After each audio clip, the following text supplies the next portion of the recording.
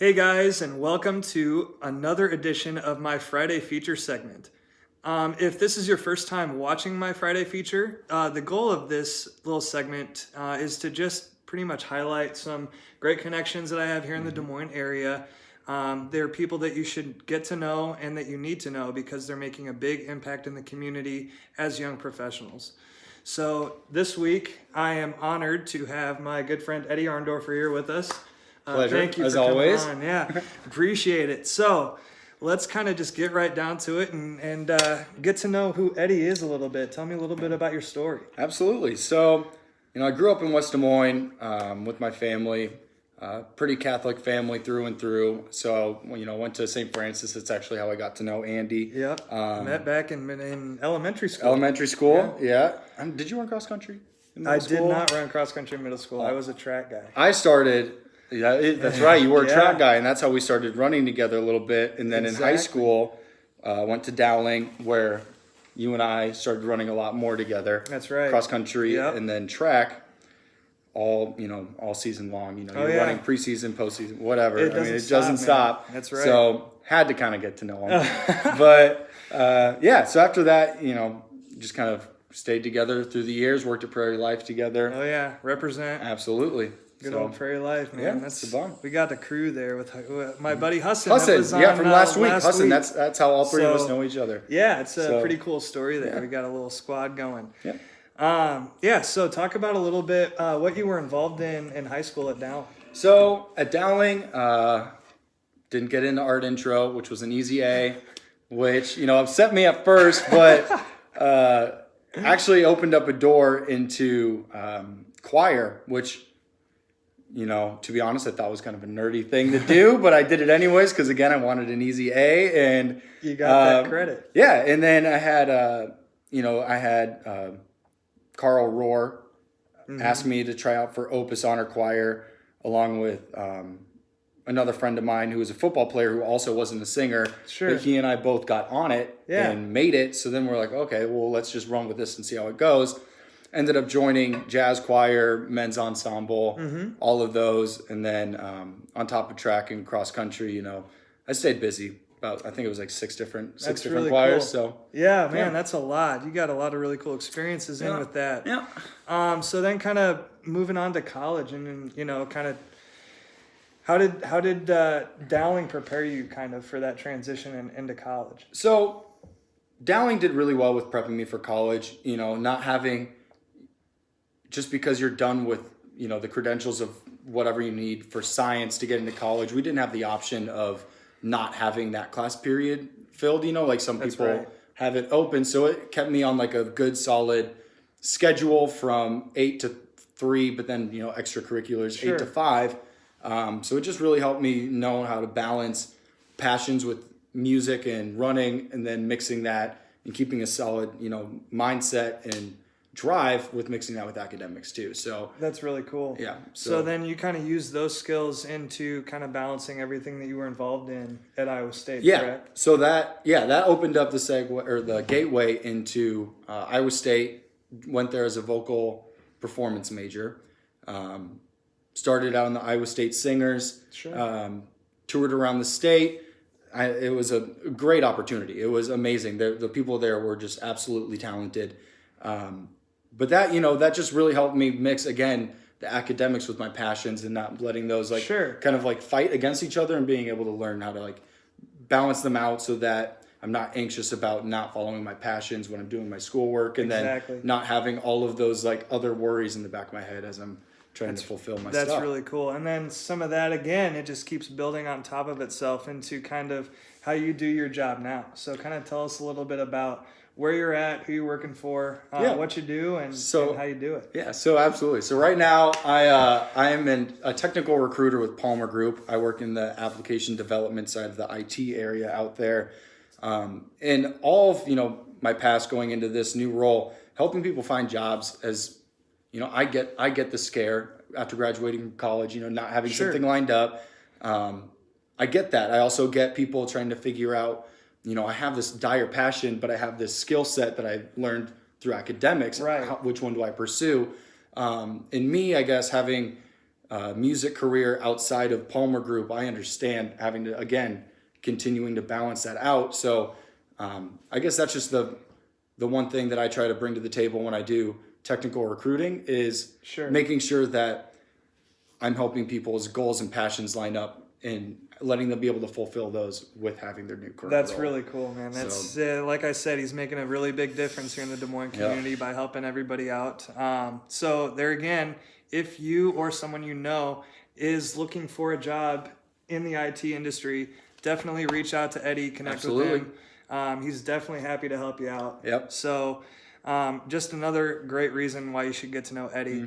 And then kind of moving forward, you just mentioned a little side gig. You have a little side business with your music outside of Palmer Group. So tell us a little bit about that. Yeah, so Eddie Arndorfer Music, the name is real original. And it took me a long time to think of that name. But so again, kind of backtracking back to high school, with Andy and I starting to kind of know each other. Yeah. We were in choir together, a cappella.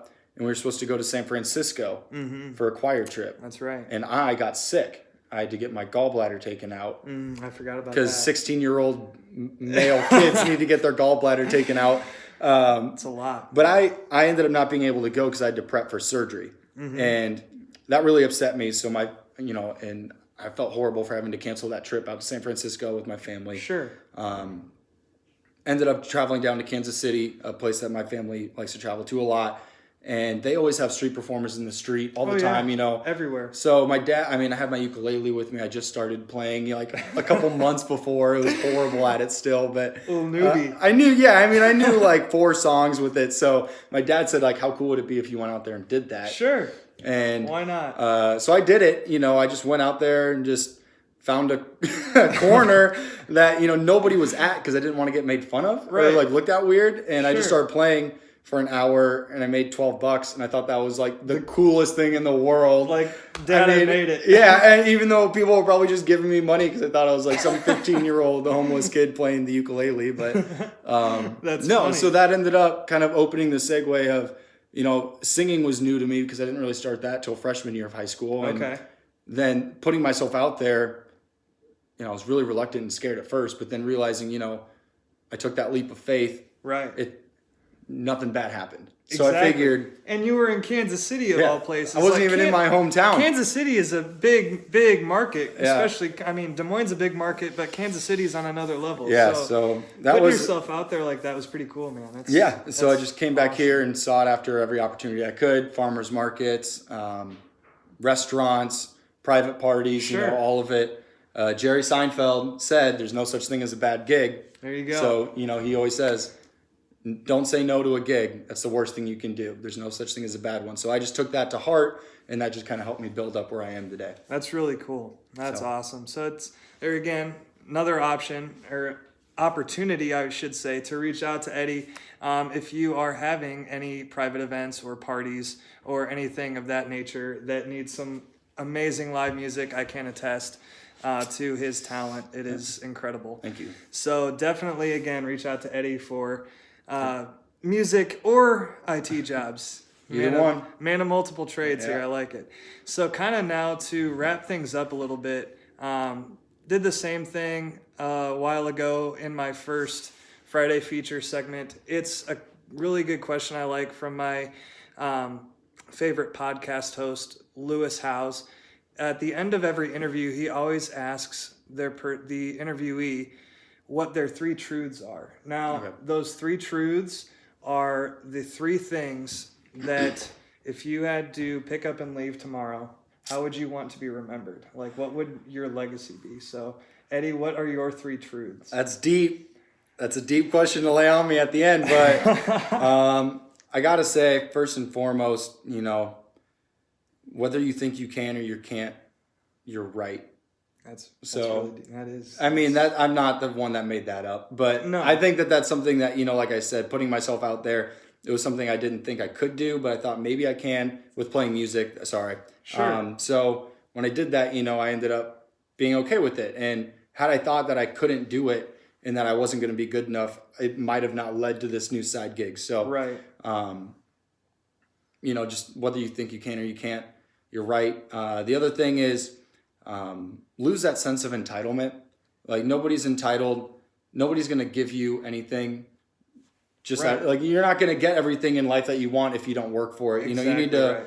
put in your time and your effort. You know, I always hear millennials are dealt a bad hand, like we were Yes, talking about we earlier. did talk but about this just a couple minutes before. and I get like there's hardships that are way more difficult to overcome than most. But just perseverance, resilience, a good solid drive and work ethic. You know, if you put in the work, you're gonna reap some sort of reward. And Right. Well, it's up to you. yeah, it's No one else. It's in your hands. And then the third one got to go back to Jerry Seinfeld. There's no such thing as a bad gig. And honestly, That's like so true.